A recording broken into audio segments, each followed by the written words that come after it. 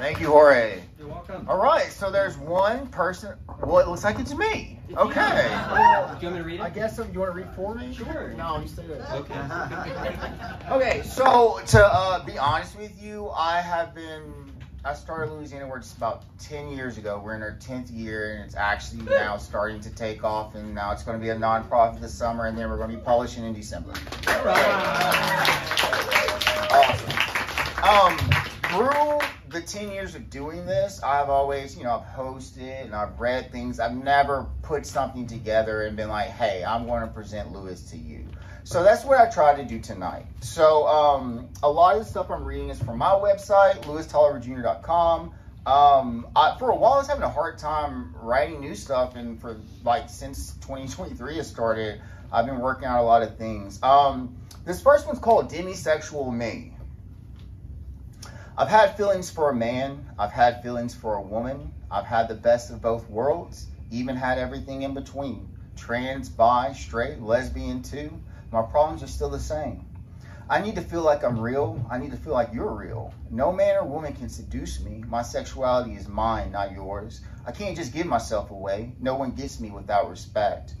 If that bond is there, I'm open. If that bond is there, you're open. Sex isn't automatically on the table. I don't fuck people with no heart. I'm too complicated for couplets. I had to write this shit in free verse.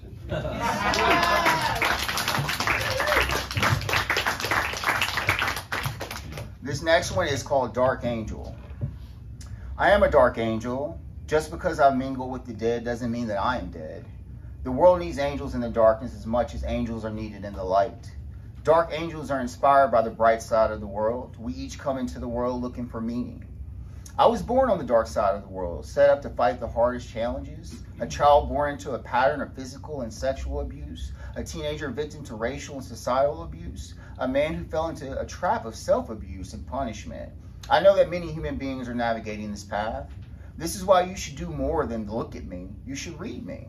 It would be the best for the world that checks my substance and my pulse. You shouldn't mute me when I talk. Have a good listen. I'm very much alive, full-heartedly seeking light. I'm empathetic to human beings because I am also a human being.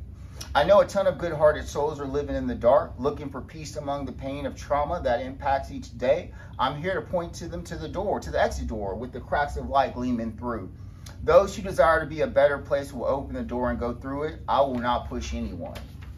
Dark does not equate evil or bad intentions. We should also recognize that dead-hearted souls can survive in the light.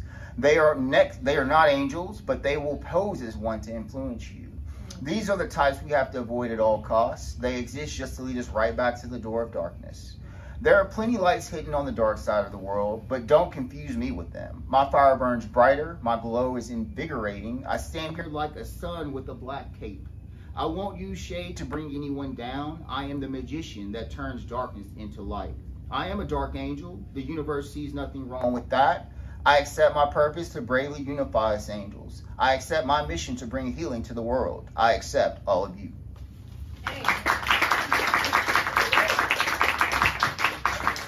So, last year I started this series called Louis II, and the whole point of writing this was the idea that you don't have to have a father to be successful in life.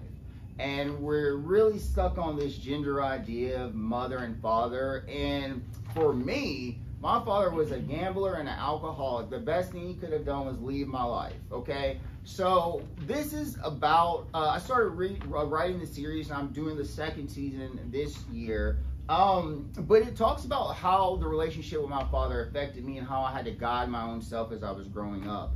But also, one of the biggest things for me, I battle with insecurity and wondering if I'm attractive and stuff, because I dealt with a lot of racism in North Louisiana, Monroe, where I'm from. It was rough. You know, I've had a hard time trying to authenticate my black experience, because for a lot of people, they find if you don't act a certain way that you are not black or you are not white and all that. But my black experience is my black experience, and we're going to talk about that tonight.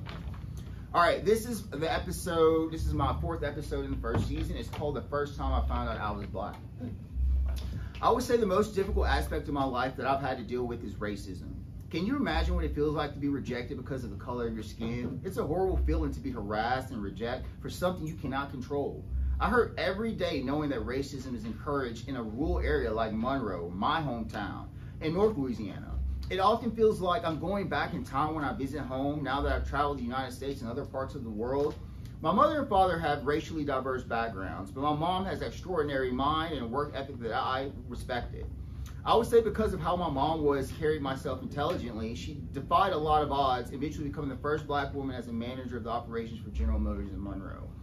When you have a successful parent, you want to be just as successful. My father was lazy and lacked ambition. I don't take after him, thank God. I have a mind like my mother. Regardless, living in the United States with a history of senseless racism, many of us in the U.S. are still affected by the one-drop rule. So growing up in North Louisiana, if you're not white, you're at a disadvantage. I know this because of my mind, I was given advantages that no other black kid in my elementary, junior high, or high school had. But even with those advantages, I would never been seen as equal among my white peers, complicated by the fact that my black peers also didn't view me as equal either.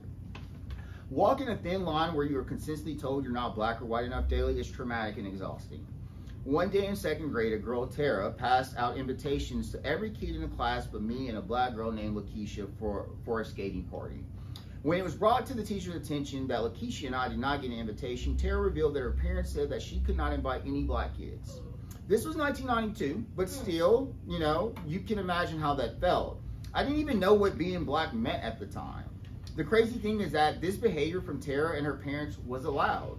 There was no defending Lakeisha in me. I'm actually grateful that this experience happened to me that one year that I had a black peer in elementary school with me. If I had gone through that alone, my little 7-year-old heart would have been destroyed. Because of my intellect, I was mixed in with the advanced, all-white learners about 5th grade. I was put in the gifted and talented program where I remained until I graduated high school. Being the black kid that wasn't black enough became my narrative until I left home for college and never looked back. And boy, do I have some crazy, sad stories about racism to tell you. This is for the poor kids victimized because of the color of their skin. All right, so that was just one. You got to read the other episodes. There's a lot of different episodes. It doesn't go in any kind of order, but the first ones, if you go online, you can read them at LouisToliverJr.com. They do focus on my childhood. The new ones coming out this year are going to be high school focused. I have one little piece here left for you, okay? Are you ready? It's short.